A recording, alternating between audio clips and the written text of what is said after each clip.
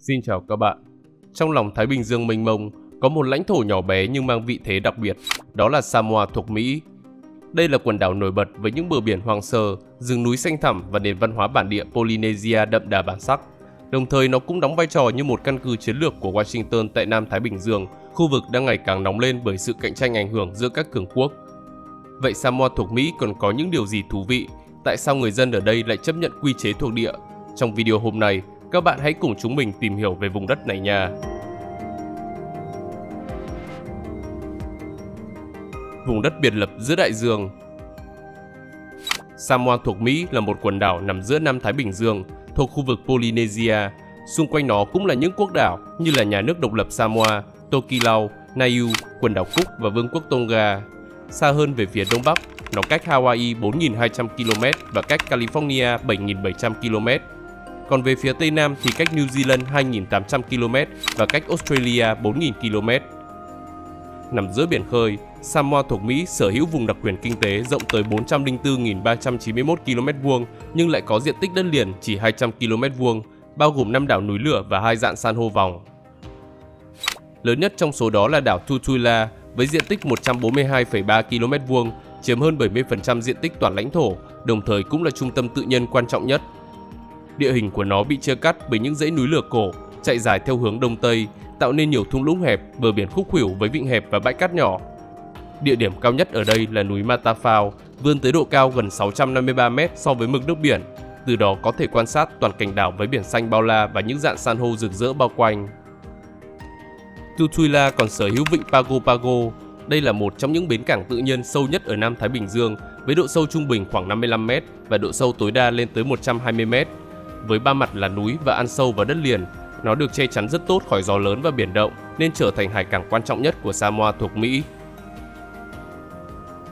Nằm cạnh Tutuila là hòn đảo nhỏ Anu với diện tích chỉ 1,5 km2. Đây là nơi duy nhất tại Samoa thuộc Mỹ có những hồ nước ngọt. Trong đó hồ Pala nằm ở hướng bắc, nổi bật với những thân cây vươn lên trên mặt nước. Còn đầm lầy Pha Amulivai ở phía đông được hình thành từ miệng núi lửa. Đây là vùng đất ngập nước lớn nhất tại Samoa thuộc Mỹ với diện tích khoảng 31.500 m2. Ngoài ra, ở phía đông còn có quần đảo Manua, bao gồm 3 đảo núi lửa là Ofu, Olosega và Tau. Trong đó Ofu rộng khoảng 7,2 km2 với điểm cao nhất là núi Tumutumu nằm cách mực nước biển 491 m. Còn Olosega nhỏ hơn một chút với diện tích khoảng 5,2 km2 và địa điểm cao nhất là núi Piumafua có chiều cao 629 m. Đây là hai hòn đảo song sinh bị ngăn cách bởi eo biển Asaga hẹp, chỉ rộng 77 m, bao gồm một dạn san hô nước nông. Khi thủy triều rút xuống, người dân có thể lội qua. Đến năm 1970, đã có một cây cầu bắc qua đây và nối liền cả hai bằng đường bộ. Hai hòn đảo này cũng nổi tiếng với các bãi biển cát trắng mịn và làn nước trong vắt đến mức nhìn thấy cả san hô ở dưới đáy. Còn Tau là hòn đảo lớn nhất trong quần đảo Manua và lớn thứ hai trong Samoa thuộc Mỹ, có diện tích 44,3 km2. Địa điểm cao nhất ở đây là núi Lata, nằm cách mực nước biển 931 m, đồng thời cũng là nơi cao nhất tại Samoa thuộc Mỹ. Đặc biệt, bờ biển phía nam mang đặc điểm của một ngọn núi lửa đã sụp đổ với địa hình thấp dần. Trong khi ở bờ biển phía bắc, các vách đá dựng đứng cao tới hơn 914 m, thuộc hàng cao nhất thế giới, giống như những bức tường tự nhiên sừng sững hướng ra biển khơi. Còn ở bờ biển phía tây nam, xuất hiện thung lũng người khổng lồ, một trong những quần thể san hô lớn nhất và lâu đời nhất trên thế giới. Nổi bật trong số đó là Big Mama, một khối san hô khổng lồ cao tới 6,4 m và ước tính đã hơn 530 tuổi. Ngoài ra còn có đảo Swain rộng 3,59 km2. Nó thực chất là một dạn san hô vòng có hình dạng gần như hình tròn với diện tích đất liền chỉ 2,43 km2, trong khi ở trung tâm là một đầm phá nước lợ mang tên Hồ Namo chiếm diện tích tới 1,16 km2. Do vị trí tách biệt và cấu trúc đặc thù nên đảo Swain giống như một chiếc nhẫn khổng lồ nổi giữa đại dương, xung quanh được bao phủ bởi hàng dừa và thảm thực vật thấp. Vào năm 1856, nó đã trở thành tài sản thuộc sở hữu tư nhân của gia đình Eli Hutchinson Jennings và đã được sử dụng làm đồn điền dừa cho đến năm 1967.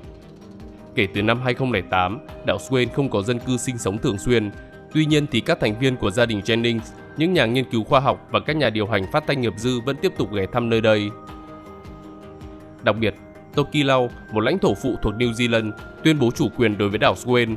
Thậm chí họ còn có ý định đưa một lá cờ với 4 ngôi sao tương ứng với vị trí của các đảo là Atafu, Nukunonu, Fakafor và đảo Swain đang tranh chấp. Tuy nhiên sau đó, nó đã được thay đổi với việc giữ lại 4 ngôi sao nhưng sắp xếp lại hình dạng của chòm sao 5 thập tự, tương tự như nhiều nước láng giềng khác ở Nam bán cầu. Cho đến nay, Tokelau và Samoa thuộc Mỹ vẫn tranh chấp đảo Swain, nhưng cả hai đều không có những động thái cứng rắn. Một địa điểm đáng chú ý nữa là dạng san hô vòng Ross, nó có hình dạng gần như hình vuông với tổng diện tích 6,33 km². Phần lớn diện tích ở đây là đầm phá và bãi san hô với một kênh dẫn rộng khoảng 80 m ngay tại phía bắc, còn đất liền chỉ chiếm 0,05 km² khi thủy triều lên. Trong đó đảo Ross lớn hơn với diện tích 0,04 km² và có thảm thực vật tồn tại, còn đảo Sen nhỏ hơn với diện tích chỉ 0,01 km², nơi này chỉ có cát chứ không xuất hiện thảm thực vật. Dù không có người sinh sống, nhưng dạng san hô vòng Ross lại nổi bật với hệ sinh thái phong phú. Khu vực xung quanh có 270 loài cá, bao gồm cá ngừ, cá nục heo cờ, cá kiếm, cá nhồng và cá mập. Cùng với đó thì những loài động vật có vú như là cá heo lưng gù và các loại cá heo thuộc chi Stenella cũng sinh sống ở vùng nước này. Trong khi dạng san hô là địa bàn của đồi mồi và rùa xanh, đồng thời cũng là nơi làm tổ của các loài chim quý hiếm như là hải âu petrel, hải âu cắt sóng và nhạn biển. Nhìn chung, Samoa thuộc Mỹ có khí hậu nhiệt đới điển hình với hai mùa rõ rệt. Trong đó mùa mưa thường kéo dài từ tháng 12 đến tháng 3, còn mùa khô kéo dài từ tháng 4 đến tháng 9. Tuy nhiên nhiệt độ trung bình hàng ngày là khoảng 27 cho đến 28 độ C quanh năm, chứ ít khi có sự biến động lớn theo mùa. Lượng mưa ở đây dồi dào, khiến rừng rậm xanh tươi quanh năm, chiếm 85,35% diện tích toàn lãnh thổ, tương đương với 170,7 km². Trong đó 1% là rừng nguyên sinh, 99% là rừng tái sinh tự nhiên và không có rừng trồng. Những dãy núi cao chắn gió biển đã tạo ra hiện tượng mưa định hình, khiến một số thung lũng và sườn núi nhận lượng mưa rất lớn, trong khi một số khu vực lại khô ráo hơn. Điển hình như là vịnh Pago Pago với 3 mặt là núi nên lượng mưa ở đây lên tới 5.100 mm mỗi năm, cao nhất trong số các hải cảng trên thế giới. Sự luân phiên giữa mưa lớn và nắng gắt kết hợp với thảm thực vật nhiệt đới rậm rạp đã tạo nên cảnh quan đầy sức sống, nhưng đồng thời cũng làm cho địa hình dễ bị sạt lở khi có bão lớn. Điển hình là cơn bão Val diễn ra vào tháng 12 năm 1991. Nó có sức gió hơn 166 km/h, thậm chí có lúc lên tới 187 km/h, với mức độ tàn phá khủng khiếp trong thời gian suốt một thế kỷ. Sau khi cơn bão đi qua, có một người thiệt mạng và 100 triệu đô la tài sản đã bị phá hủy. Thiệt hại về người ít như vậy là do từ năm 1966, Samoa thuộc Mỹ đã cho xây dựng những căn nhà chống bão mang tên Fale Afa để người dân trú ẩn trong trận cuồng phong. Ngoài núi lửa và san hô, nơi đây còn nổi bật với hệ thống sông suối ngắn và dốc, bắt nguồn từ các triền núi và đổ nhanh ra biển. Vì diện tích đảo nhỏ và địa hình dốc nên không có con sông nào thực sự dài, nhưng chính sự dồn nén này đã tạo ra nhiều thác nước đẹp, nhất là vào mùa mưa. Nước ngọt từ núi chảy ra biển kết hợp với thủy triều và sóng lớn tạo nên vùng ven bờ phong phú, nơi san hô và sinh vật biển phát triển mạnh mẽ. Bờ biển Samoa thuộc Mỹ có sự kết hợp hài hòa giữa vách đá núi lửa dựng đứng, các bãi cát trắng nhỏ hẹp và những đầm phá san hô. Nhiều nơi sóng đại dương đập vào các vách đá tạo nên các hang biển, hồ phun nước và cấu trúc đá độc đáo. Trong khi các dạng san hô vòng ngoài đóng vai trò như là chắn tự nhiên, giúp giảm sức mạnh của sóng trước khi chúng tràn vào bờ. Ở một số khu vực, dải san hô phát triển mạnh đến mức biến thành những bãi cạn nhiều màu sắc, lấp lánh dưới ánh sáng mặt trời. Có thể thấy, địa lý Samoa thuộc Mỹ mang sự hòa trộn độc đáo giữa núi lửa hùng vĩ, dạng san hô nguyên sơ, khí hậu nhiệt đới ẩm cùng với một vị trí biệt lập giữa đại dương. Mỗi hòn đảo, từ Tutuila cho đến Tau, từ Swain cho đến Ross đều góp phần tạo nên một bức tranh thiên nhiên đa dạng và giàu kịch tính, nơi đại dương, núi lửa và rừng rậm đan xen làm cho vùng đất này trở thành một trong những điểm nhấn địa lý đặc biệt nhất của Nam Thái Bình Dương.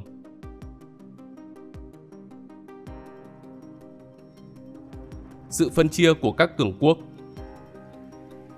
Vào khoảng 3.500 năm trước, người Lapita đã đặt chân đến quần đảo Samoa, từ đó tạo nên mối quan hệ thân thiết về di truyền và văn hóa giữa người Samoa với người Tonga và người Fiji. Trong suốt thời gian dài, các dân tộc vừa giao lưu vừa xung đột, hình thành nên những cộng đồng riêng. Tuy nhiên vào thế kỷ 18, những người châu Âu đã xuất hiện tại quần đảo Samoa. Đầu tiên là các nhà thám hiểm người Hà Lan và Pháp, nhưng họ chỉ quan sát chứ chưa đặt chân lên đất liền. Phải đến thập niên 1830, các nhà truyền giáo của Anh, những người săn cá voi và thương nhân của Mỹ mới bắt đầu tiếp xúc với người dân bản địa. Trong khi Đức dù đến sau, nhưng cũng thể hiện rõ sự quan tâm đến hoạt động thương mại tại quần đảo Samoa. đặc biệt là trên đảo Upolu, nơi các công ty Đức độc quyền về chế biến củi dừa khô và hạt cacao. Mỹ cũng đưa ra các yêu sách liên quan đến miền Tây Samoa khi họ muốn thiết lập một tuyến đường biển từ chân châu cảng ở Vương quốc Hawaii tới vịnh Pago Pago trên đảo Tutuila. Còn Anh cũng đưa quân đội đến để bảo vệ doanh nghiệp Anh, quyền sử dụng cảng biển và văn phòng lãnh sự quán. Cuộc nội chiến Samoa bùng nổ vào năm 1887 đã nhanh chóng trở thành ván cờ tranh giành ảnh hưởng giữa các cường quốc phương Tây. Mỹ, Anh và Đức đều chen chân vào, với mỗi bên không chỉ viện trợ vũ khí và huấn luyện mà đôi khi còn đưa cả binh lính trực tiếp tham chiến. Đến tháng 3 năm 1889, cả ba bên đều đưa quân đến cảng Apia, trong đó Mỹ gửi 3 tàu chiến, Anh gửi 1 tàu chiến và Đức gửi 3 tàu chiến. Không khí lúc ấy tưởng chừng như một cuộc chiến tranh quy mô lớn sắp xảy ra. Nhưng đúng vào lúc này, một cơn bão bất ngờ quét qua, khiến cho các tàu chiến bị hư hại hoặc là bị phá hủy. Các cường quốc phải tạm thời rút quân và chuẩn bị cho một cuộc xung đột sắp tới. Đến năm 1898, cuộc nội chiến Samoa lần thứ 2 bùng nổ. Lần này là Anh và Mỹ đứng về cùng một phía để hợp lực chống lại Đức. Cuối cùng thì các bên quyết định đình chiến và ký kết Công ước Tam Phương vào năm 1899. Theo đó, Mỹ sở hữu Đông Samoa, còn Đức giành lấy Tây Samoa, trong khi Anh giành được một số lợi ích khác ở Nam Thái Bình Dương, cụ thể là quyền bảo hộ Vương quốc Tonga và quyền kiểm soát một phần quần đảo Solomon. Sau đó, Đông Samoa nằm dưới sự quản lý của Hải quân Mỹ với tên gọi là Căn cứ Hải quân Tutuila. Các sĩ quan hải quân vừa đóng vai trò hành chính vừa giữ vai trò quân sự, xây dựng cơ sở hạ tầng cơ bản và củng cố cảng Pago Pago thành căn cứ chiến lược. Trong giai đoạn này, Mỹ tập trung duy trì trật tự xã hội truyền thống, không áp đặt quá nhiều đối với cấu trúc xã hội bản địa nhằm giữ ổn định tại khu vực xa xôi này. Tuy nhiên, người dân tại Manua lại tỏ ra bất mãn với cái tên Căn cứ Hải quân Tutuila. Vì vậy mà đến năm 1911, nó chính thức được đổi tên thành Samoa thuộc Mỹ. Trong giai đoạn cuối Thế chiến thứ nhất, đại dịch cúm Tây Ban Nha vào năm 1918 đã lây lan nhanh chóng, gây ra thiệt hại nặng nề cho nhiều nước. Trong đó Tây Samoa từ một thuộc địa của Đức đã trở thành lãnh thổ của New Zealand, chính là nơi chịu ảnh hưởng nặng nề nhất trong số tất cả các đảo của Thái Bình Dương, với 90% dân số bị nhiễm, 30% nam giới trưởng thành, 22% phụ nữ trưởng thành và 10% trẻ em tử vong. Ngược lại, Samoa thuộc Mỹ là một trong số ít nơi trên thế giới không có trường hợp nào thiệt mạng. Công lao thuộc về Thống đốc John Martin Poyer, người đã cho kiểm dịch tất cả các tàu cập bến vùng lãnh thổ này. Do đó, ông được người dân ở đây coi như người anh hùng. Tuy nhiên, nhà lãnh đạo tiếp theo là Thống đốc Warden Terwin lại bị chỉ trích rất nặng nề liên quan đến việc tăng thuế củi dừa và phân biệt chủng tộc. Nhiều người dân đã tiến hành phản đối, thành lập nên phong trào Mau ở Samoa, Mỹ dựa trên việc đình công, nhưng đến năm 1935 thì nó đã bị dập tắt. Bước sang Thế chiến thứ hai, giá trị của Samoa thuộc Mỹ càng tăng cao. Các công trình quân sự, đường băng, bến cảng và kho nhân liệu được mở rộng để phục vụ cho chiến dịch ở Nam Thái Bình Dương chống lại đế quốc Nhật Bản. Cư dân bản địa ở đây đã được huy động vào các hoạt động hậu cần như là nhân viên y tế, nhân viên mật mã và thợ sửa chữa tàu, còn một số tham gia vào quân đội Mỹ. Sau chiến tranh, Samoa thuộc Mỹ tiếp tục nằm dưới quyền quản lý của Hải quân cho đến năm 1951 khi trách nhiệm hành chính được chuyển giao cho Bộ Nội vụ. Từ đây, chính phủ bắt đầu thúc đẩy một số cải cách hành chính, xây dựng hạ tầng và mở rộng hệ thống giáo dục theo mô hình Mỹ. Trong thập niên 1960, làn sóng tự trị nổi lên mạnh mẽ khắp thế giới cũng ảnh hưởng đến Samoa thuộc Mỹ. Năm 1967, hiến pháp địa phương đầu tiên đã được ban hành, cho phép thành lập hội đồng lập pháp và vị trí thống đốc được Tổng thống Mỹ bổ nhiệm. Tuy nhiên, người dân ngày càng yêu cầu quyền tự quyết nhiều hơn. Đến năm 1977, họ được phép bầu chọn thống đốc thông qua phổ thông đầu phiếu, đánh dấu bước tiến lớn về quyền tự trị chính trị. Dù vậy, Samoa thuộc Mỹ vẫn không phải là một quốc gia độc lập mà tiếp tục duy trì vị thế là một lãnh thổ của xứ cờ hoa, tức là vừa có quyền tự quản, vừa chịu sự giám sát của Washington. Đặc biệt vào năm 2001 và 2003, chính phủ George Walker Bush đã tìm cách xóa Samoa thuộc Mỹ khỏi danh sách phi thực dân hóa của Liên Hợp Quốc với lý do rằng lãnh thổ này không nên được coi là thuộc địa. Tuy nhiên, mọi nỗ lực đều đã không thành công và nơi này vẫn được coi là thuộc địa duy nhất của Mỹ ở Nam bán cầu.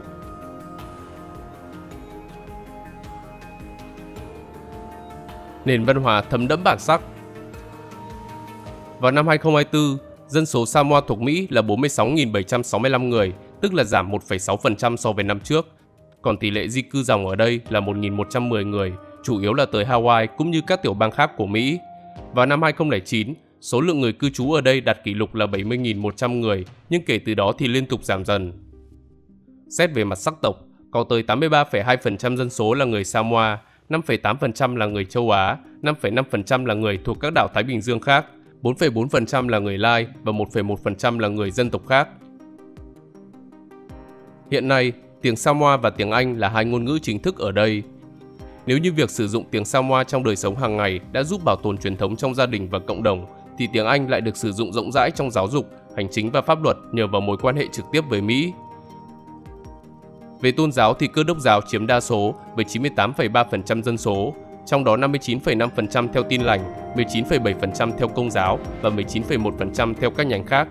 Samoa thuộc Mỹ được coi là một trong những cộng đồng sùng đạo nhất ở Thái Bình Dương, với nhà thờ đóng vai trò trung tâm trong đời sống xã hội. Tín ngưỡng truyền thống Polynesia tuy đã phai nhạt sau hơn gần 2 thế kỷ truyền giáo, nhưng một số nghi thức cổ xưa vẫn còn dấu vết trong các lễ hội văn hóa.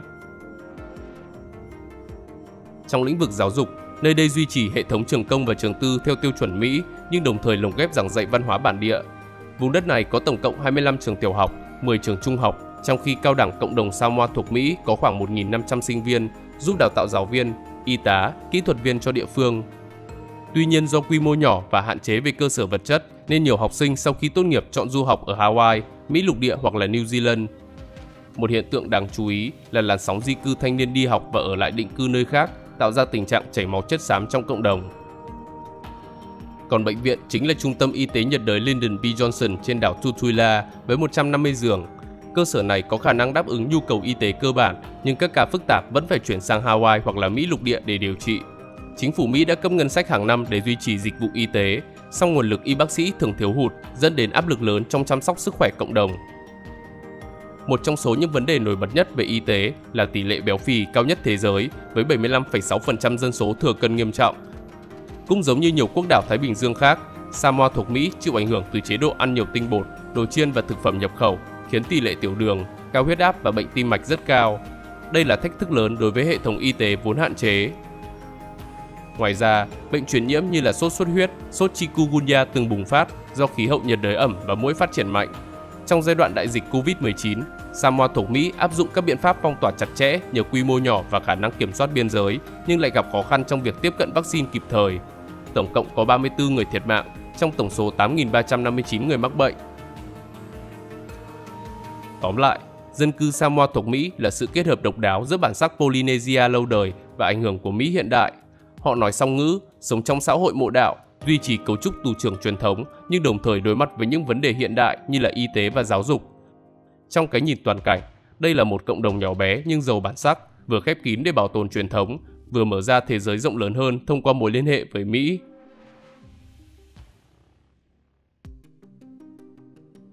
Nền kinh tế phụ thuộc vào Mỹ. Ước tính vào năm 2024, nền kinh tế ở Samoa thuộc Mỹ đạt mức 903 triệu đô la và con số bình quân đầu người là 19.309 đô la. Đây là một trong những nền kinh tế nhỏ bé và phụ thuộc nhất trong số các lãnh thổ của xứ Cờ Hoa. Do diện tích hạn chế, tài nguyên ít ỏi và thị trường nội địa rất nhỏ, nguồn thu chính của nó đến từ sự hỗ trợ tài chính của chính phủ Mỹ, vốn chiếm tới hơn một nửa ngân sách. Mỗi năm, Washington cấp ngân sách để chi trả cho bộ máy hành chính, giáo dục, y tế và phát triển hạ tầng, qua đó giữ ổn định xã hội và đảm bảo các dịch vụ cơ bản. Như vào năm 2022, số tiền trợ cấp là 26 triệu 670 nghìn đô la, trong đó có 13 triệu 090 nghìn đô la cho chính phủ, 11 triệu 564 nghìn 400 cho Trung tâm Y tế nhiệt đới Lyndon B. Johnson, 1 triệu 558 nghìn 400 đô cho cao đẳng cộng đồng Samoa thuộc Mỹ và 457 nghìn 200 đô cho tòa án tối cao. Ngoài ra, để phục hồi sau đại dịch Covid-19, vùng lãnh thổ này còn nhận được 494 triệu đô la. Điều ấy đã khiến cho nền kinh tế mang tính phụ thuộc cao, khó hình thành động lực tư nhân mạnh mẽ. Còn hoạt động chủ yếu trong nhiều thập kỷ qua là ngành chế biến cá ngừ. Do vị trí nằm giữa trung tâm Nam Thái Bình Dương, nên vùng biển quanh Samoa thuộc Mỹ giàu nguồn cá ngừ đại dương, thích hợp để xây dựng các nhà máy đóng hộp. Từ giữa thế kỷ 20, nhiều công ty Mỹ đã lập cơ sở chế biến tại Pago Pago, biến nơi đây trở thành một trong những điểm sản xuất cá ngừ đóng hộp lớn nhất thế giới. Ngành này từng sử dụng tới hàng nghìn lao động địa phương, trở thành xương sống của kinh tế quần đảo. Tuy nhiên, trong những thập kỷ gần đây, lĩnh vực này suy giảm do chi phí sản xuất cao, cạnh tranh từ các quốc gia châu Á có nhân công rẻ hơn và quy định ngặt nghèo về môi trường, lao động tại Mỹ. Một số nhà máy phải đóng cửa để lại khoảng trống kinh tế khó lấp đầy. Hiện nay ở đây chỉ có một nhà máy chế biến cá ngừ với hơn 2.000 công nhân. Trong giai đoạn năm 2017 đến 2021, ngành này mang về trung bình 348 triệu đô la một năm, giảm sâu so với con số 600 triệu đô la vào năm 2008. Một ngành khác được chú ý là du lịch, nhưng quy mô vẫn còn khiêm tốn so với tiềm năng. Với cảnh quan núi lửa hùng vĩ, bãi biển hoang sơ và văn hóa Polynesia đặc sắc, Samoa thuộc Mỹ có điều kiện phát triển du lịch nghỉ dưỡng và sinh thái. Tuy nhiên, vị trí địa lý xa xôi, hạ tầng hạn chế và cạnh tranh từ các địa điểm nổi tiếng hơn như là Hawaii hay Fiji khiến cho lượng khách du lịch chỉ dừng ở 20.000 người mỗi năm. Phần lớn du khách đến đây là người Mỹ, New Zealand hoặc là các nhà khoa học. Những nỗ lực mở rộng sân bay, phát triển khách sạn và quảng bá hình ảnh vẫn chưa đủ để biến du lịch trở thành một trụ cột vững chắc. Một điểm nổi bật khác trong kinh tế Samoa thuộc Mỹ là kiều hối. Vào năm 2022, con số này là 43 triệu đô la, tương đương với 4,95% GDP. Do nhiều người dân di cư sang Hawaii, Mỹ lục địa hoặc là New Zealand để học tập và làm việc, nên lượng tiền gửi về từ cộng đồng kiều bào trở thành nguồn thu nhập quan trọng. Kiều hối không chỉ giúp duy trì mức sống của nhiều gia đình mà còn góp phần lưu chuyển tiền tệ trong nền kinh tế nhỏ bé này. Nếu nhìn vào cơ cấu tổng thể, Samoa thuộc Mỹ gần như sống vào 3 trụ cột: viện trợ liên bang, chế biến cá ngừ và kiều hối. Những ngành khác như du lịch, thủ công mỹ nghệ hay là thương mại nội địa chỉ đóng vai trò bổ sung. Đây là một nền kinh tế dễ tổn thương trước biến động bên ngoài, từ thay đổi chính sách của Mỹ, biến động giá cá ngừ cho đến thiên tai hay dịch bệnh toàn cầu. Điển hình, trong đại dịch Covid-19, du lịch đã sụt giảm và chuỗi cung ứng cá ngừ gián đoạn, khiến cho nền kinh tế địa phương chịu thiệt hại nặng, phải dựa hoàn toàn vào viện trợ của Washington để duy trì hoạt động.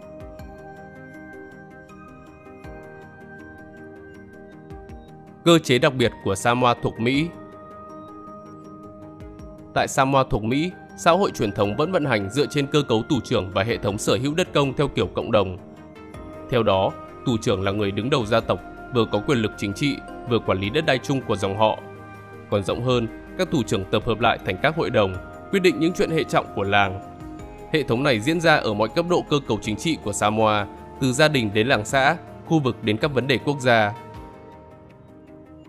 Hiện nay, khoảng 90% diện tích đất tại Samoa thuộc Mỹ là đất cộng đồng, không được mua bán tự do mà thuộc quyền kiểm soát của tù trưởng, được phân chia cho các thành viên trong gia tộc để canh tác hoặc là xây dựng nhà cửa. Còn đất sở hữu vĩnh viễn chỉ chiếm 2%, là đất được giao cho người nước ngoài trước khi Mỹ tiếp quản lãnh thổ này. Do đó nó là loại đất duy nhất được phép mua bán tự do. Trong khi đất công cộng và đất tư nhân chiếm khoảng 8%, chỉ được chuyển giao cho những người có ít nhất một nửa dòng máu Samoa, còn đất cộng đồng chỉ có thể được bán lại cho những người Samoa thuần chủng. Chính cơ chế gắt gao ấy đã giúp cho cộng đồng bản địa vẫn có thể duy trì bản sắc, bất chấp mọi ảnh hưởng từ Mỹ. Đặc biệt, người Samoa luôn né tránh việc hội nhập sâu hơn vào hệ thống của xứ cờ hoa. Họ từ chối thành lập tòa án liên bang cấp quận, từ chối quyền công dân theo nơi sinh và vẫn là lãnh thổ duy nhất có hệ thống nhập cư riêng. Đây cũng là vùng đất duy nhất của Mỹ có người định cư lâu dài mà quyền công dân không được cấp khi sinh ra. Cụ thể thì một người sinh ra tại Samoa thuộc Mỹ là người mang quốc tịch Mỹ, chứ không phải là công dân Mỹ. Họ không được bầu cử liên bang, ứng cử vào các chức vụ chính trị và một số quyền lợi khác. Tuy nhiên, người mang quốc tịch Mỹ vẫn có hộ chiếu, được bảo hộ cũng như được sống và làm việc hợp pháp tại Mỹ mà không cần visa. Họ cũng có thể trở thành công dân Mỹ nếu muốn, bằng cách khi đủ 18 tuổi và đã cư trú tại Mỹ trong 5 năm. Chính quyền Samoa thuộc Mỹ lo ngại rằng quyền công dân theo nơi sinh sẽ dẫn đến sự xói mòn quyền quản trị của người dân bản địa, quyền sở hữu tập thể đối với đất đai, cũng như là ngôn ngữ và văn hóa Samoa. Do đó, họ lựa chọn một chính sách đặc biệt, vừa gần mà lại vừa xa, tuy gắn kết nhưng vẫn giữ khoảng cách để bảo tồn các giá trị truyền thống của mình. Và trên đây là toàn cảnh Samoa thuộc Mỹ. Nếu muốn chúng mình làm về đề tài nào, các bạn hãy để lại bình luận bên dưới nha. Xin chào và hẹn gặp lại các bạn trong những video tiếp theo.